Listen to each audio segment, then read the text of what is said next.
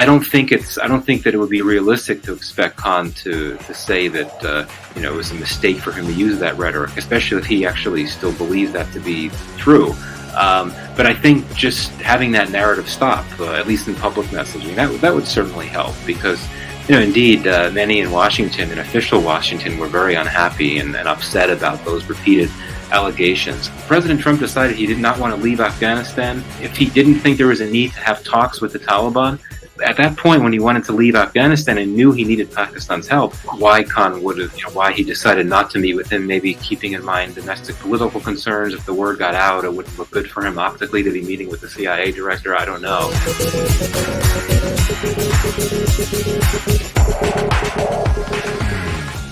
What do you think Khan or his party or his supporter or lobbyists should do to improve the bridges of trust between Khan and Biden administration?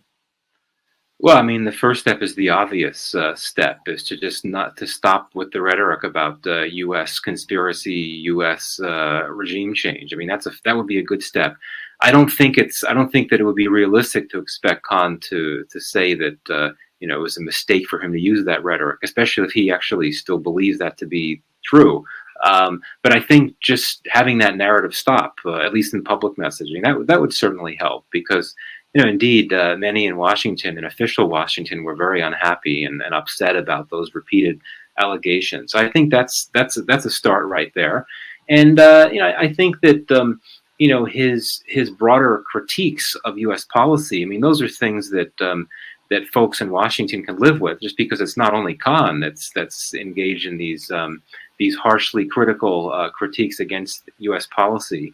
But I think so long as it's clear that the message is clear that any type of criticism of U.S. policy is not meant to be criticism of the U.S. and America per se. I mean, I do think that there's a misunderstanding, an inaccurate view that's put out there by some critics of Khan, that he's hostile to America, and that the things he say could lead to his supporters becoming anti-American and burning flags and things like that. But my understanding is that Khan is not anti-American per se. He's very critical of many U.S. policies. I'm very critical of many U.S. policies. I can understand that, but I think it would be important for him to make clear that he welcomes relations with the United States. And I know there's certain things that he would want to happen, equal partnership, all of that.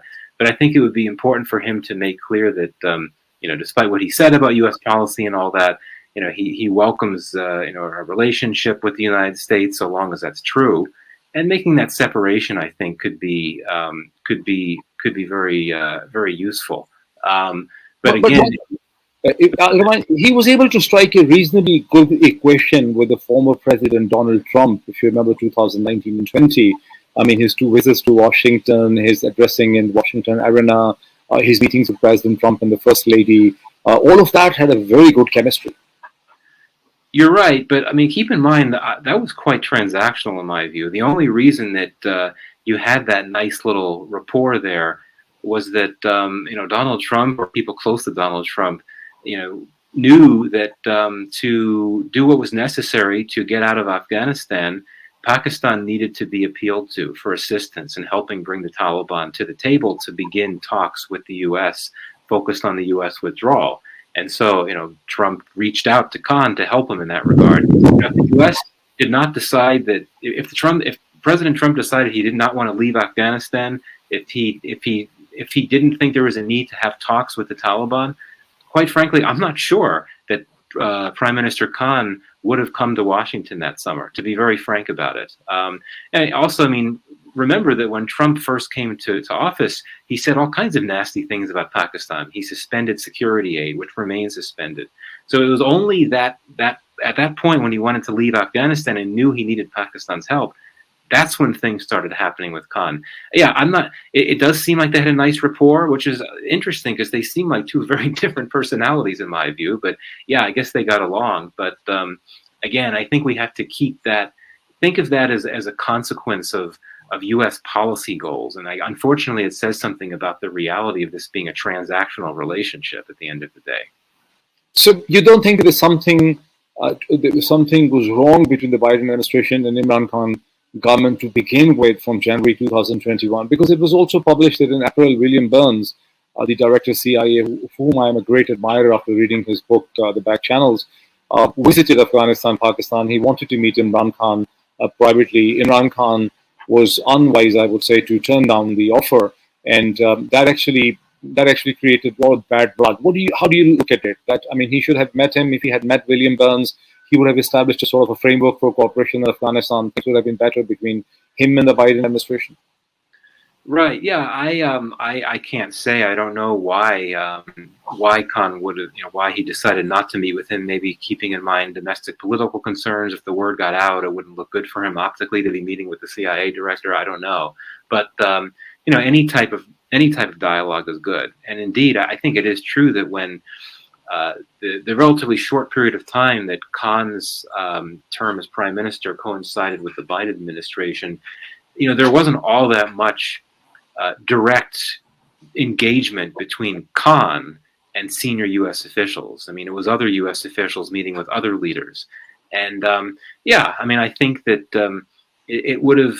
It would have been a good thing. I mean, one could also ask, shouldn't the CIA director be meeting with his counterpart in Pakistan instead of with Khan? I don't know. I don't want to speculate, but again, I think it goes back to what I had said before, that I think many U.S. officials believe, and have believed for quite some time, that when it's time to have important engagements with Pakistan, especially on issues related to something like Afghanistan or something like security more broadly, that maybe it's best to talk to other interlocutors who would be in a better position to get things done, i.e., talk to the army chief, talk to others in the security establishment. Now, we know that for much of Khan's term as prime minister, he had a pretty good relationship with the security establishment. So that sort of raises the question of, well, if they're all working together, what's the difference who you're talking to? But I don't have an answer to this ultimately in terms of had he met with Burns, if that would have made things different or better with the administration. I can't say. I suspect there is a Pakistani argument that has been building up, and Khan himself has been the biggest promoter of those kind of self-respecting ideas, that in India, when a CIA director comes, he's not supposed to meet the prime minister. The president of the World Bank is not supposed to meet Prime Minister Modi, and he meets his relevant counterparts. So he was trying to exercise the same sort of a sovereignty, which of course was not expected from Pakistan for the past 20, 30 years. And that the argument goes in Islamabad is that actually gave the military under General Bajwa to have more space in dealing with Washington at the cost and expense of Imran Khan. Right, that could be true, but then again, I mean, doesn't the army always have space to engage with the United States? I mean, to me, it seems that for so long, no matter how bad the relationship is between the U.S. and Pakistan, there have always been these open channels for dialogue between the militaries. And I've been a critic of this. I think that it's not a good policy on the part of the U.S. It's not good for democratization in Pakistan to always be privileging engagements with the senior military leadership as opposed to the senior civilian leadership. And not to say, the U.S. government, particularly the State Department, USAID, work very closely with civilian counterparts in Pakistan. But when it comes to security issues and security policy, for many years, there's been this tendency to engage closely with the military leadership. And from a U.S. perspective, I could understand that because, again, if you want to get things done, this is a transactional relationship. You go through those that are perceived to have the most power to get things done, so to speak. But from a democratization standpoint, it's unfortunate because you want to be engaging civilian leaders. Civilian leadership from one country should be dealing with civilian leadership in another democracy. Two democracies working through civilians should be the way it works, but it's not always the case. But in case of India, it is the case. In case of India, the U.S. doesn't deal with the Indian military, despite the fact that Indian military is a very important growing component of the Asia-Pacific Command, vis-a-vis China. But the dealing is with the Prime Minister's office. Right, but India is different in the sense that the military is very it defers to the civilians. The civilians have a significant degree of control over the armed forces in India. I think that's one of the reflections of of how strong democracy remains in India, even if you've had this democratic backsliding in other spaces. But no, there's both. There is a lot of military to military engagement between the U.S. and India, especially with all these defense accords, these defense foundational accords concluded over the last few years that entail the two militaries deepening their intelligence cooperation, operational cooperation, so on and so forth. So there is that. But yeah, you're right. I mean, the reason why you don't have U.S. officials going to New Delhi to meet with army chiefs there is that the military is deeply subservient to the civilian leadership, which is how it should be, I think. So moving to Afghanistan, because this is also an area of interest for you. Afghan Taliban government has almost completed 1.5 years. No international body or government has recognized them. Not even Russia, not even China, not even Pakistan, Saudi Arabia, UAE, not even Qatar, that was actually brokering the deal between them. And now, since they are having tensions with Islamabad as well, because of the TTP, how do you see the future of the Afghan Taliban government?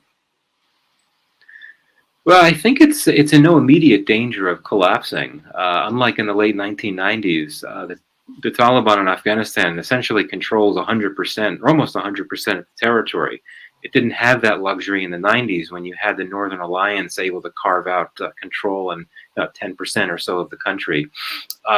But the Taliban certainly are under pressure, and I think one of the biggest threats to the Taliban could be from within. I mean, the divisions within their own leadership. I mean, we know that a number of top leaders don't agree with some of these latest policy decisions by the Emir, Akhundzada, who of course is based in Kandahar, separate from the leadership in Kabul, where you have folks that don't agree with what's going on.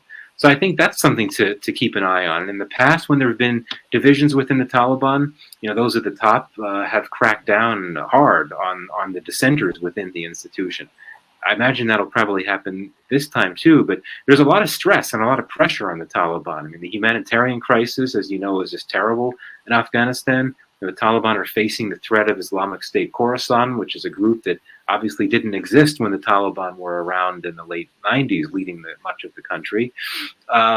Tensions with Pakistan are certainly a challenge for the Taliban. And, we don't know what's going to happen, but if Pakistan were to launch a new counterterrorism offensive against the TTP, and if that were to involve cross-border operations in Afghanistan targeting TTP bases, that would really make the Taliban look bad as well. It would certainly worsen tensions between the Taliban and Pakistan, but I think it could make even more challenging the Taliban's attempts to gain legitimacy at home. But the Taliban's not in any immediate risk of collapsing. I mean, you don't really have much of an organized opposition. You have this armed resistance in Panjshir, the NRF.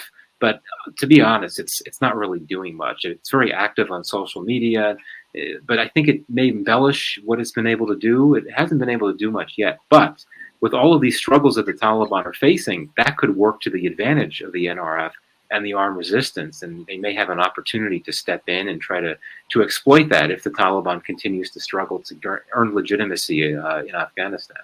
You are based in Washington. Do you think there's any appetite or no appetite, or you sense there's any appetite in Washington to see the back of Afghan Taliban? Sorry, what was that? Any desire, any appetite? I mean, do you sense there's any appetite in Washington to get rid of Afghan Taliban? No, I don't think so. I think the U.S. is, it's washed its hands of Afghanistan, essentially. It's moved on. I think that it's focused on Afghanistan to the extent that there is a focus. It's on trying to deliver humanitarian aid to the Afghan people. And it's also focused on some of these terrorism risks. And the U.S. does not look at the Taliban as a terrorism risk. I mean, it looks at the Taliban certainly as a problematic entity that's in control, but the U.S. is focused on Islamic State Khorasan. It's focused on Al-Qaeda. Of course, Al-Qaeda is aligned with the Taliban still, in my view. But the notion of the U.S. trying to, if this is what you're implying, working with the NRF and other resistance opponents to the Taliban to try to remove them, to me, it's just very, very unlikely. It's not the late 1990s. It's not 2000. It's not 2001. Now, if God forbid there was another 9/11 like attack in the United States traced back somehow to Afghanistan to a group allied with the Taliban, then all bets could be off. I think the only scenario under which we could expect U.S. forces to return to Afghanistan is if you have a repeat of what happened after the 9/11 attacks. If there's or if the U.S. senses an imminent terrorism threat from Afghanistan, but there we'll be talking about airstrikes, an operation similar to what happened with al-Zawahiri. I just don't think that we're going to see American boots on the ground in Afghanistan again. Okay, just last few questions. Another very interesting thing happened that Imran Khan, when he came into power in 2018, was seen as an extension of Pakistani establishment by the New Delhi establishment. So they were very cautious or averse in dealing with him, though he actually wanted to deal with New Delhi. He said if they take one step, we will take two steps forward and on. But then things went south, very bad between the Modi government and the Imran Khan government. But when the Imran Khan government was dislodged, apparently with the help of the establishment, the feelings for Imran Khan still remain so within New Delhi. Why do you think? I mean, how do you analyze that? In the sense that New Delhi has always complained the Pakistani establishment as their rival in Pakistan. And if Imran Khan was also the enemy of the establishment, or establishment was the enemy of Imran Khan, yet they were never soft on Imran Khan. Why do they see a problem with Imran Khan? Yeah, I do think that for many in India, that Khan had been perceived for so long to be very close to the military, and I think that given the concerns so many in India have about the Pakistan security establishment, it's only predictable that there'd be a lot of concerns about Khan. Now, you make a fair point that now he's had this falling out with the security establishment. How would that mean that he may be perceived differently by India?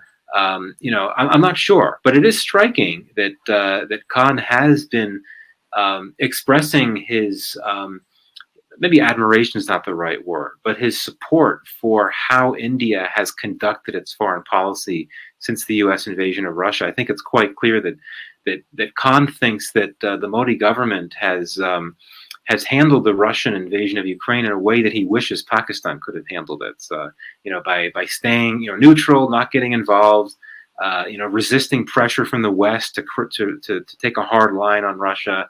I think that he admires that position. And so when he was praising this Indian independent policy, that's very striking. Now, has that had an impact in terms of how he's perceived in New Delhi?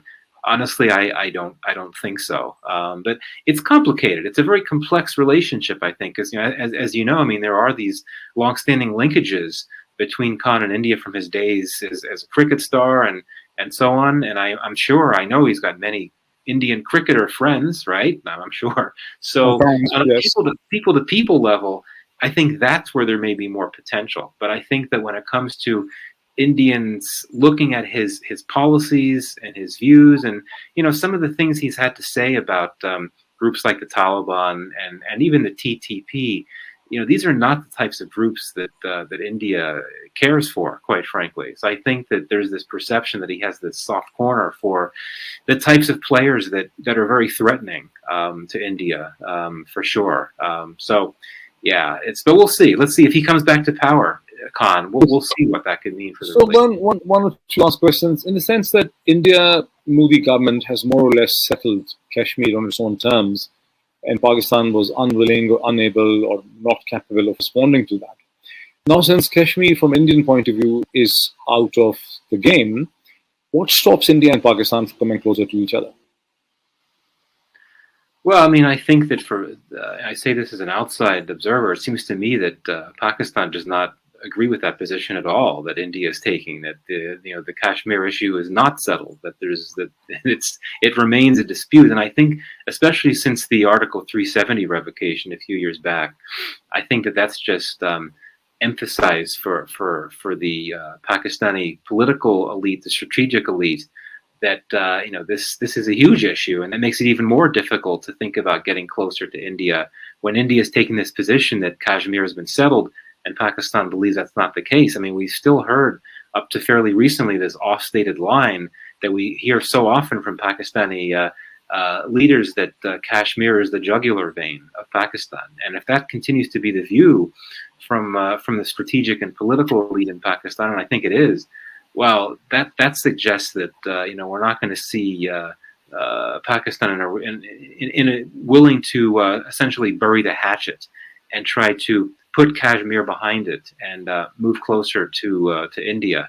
To me, that just seems very unrealistic. I certainly think, as an analyst, yes, if only the two countries could move beyond Kashmir, I think that would be a big deal. But there's other constraints as well. I mean, of course, India continues to be very concerned about the terrorism issue in Pakistan, and there's so much mistrust. And my view is that the ideology of the Modi government is such that I couldn't imagine any Pakistani political leader having the political capital to reach out across the aisle, given the types of things that have come from that ideology in India. I mean, keeping in mind that, yes, Modi did reach out to Pakistan during the Nawaz Sharif era. It happened once, and then we saw what happened after that, and I think that Modi changed his mind about how to approach Pakistan. So do you see this Rahul Gandhi bearded movement across India, when he's walking across India on foot, is going to make any difference in Indian dynamics, politics? Well, I have to give credit to Gandhi. I mean, I think it makes sense. Given how troubled things are in India right now, it's nice to have a feel-good story. This guy walking across India, arm in arm with people of all types. But to be honest, given the basic political dynamic in India now, the popularity of the BJP and especially Modi is so much that it's hard to imagine Gandhi being able to move the needle forward in terms of drawing some support and helping his party's prospects at this moment. The Congress Party continues to fare poorly in state elections, with one or two exceptions over the last year or so, and I think it's going to be difficult, but it has been effective in the sense that one of the big criticisms against Gandhi is that he's out of touch, and he's one of these typical dynasts that's just not interested in engaging with the Indian people. But here he's doing this walk across the country. I think that is very helpful for him. But could that actually lead to broader advantages for his party and its strength and its electoral prospects? I don't really think so. Michael, thank you so much. It's wonderful listening to you, and looking forward to seeing Islamabad or in Washington very soon. Thank you very much. Great to be with you. Thank you. Thank you.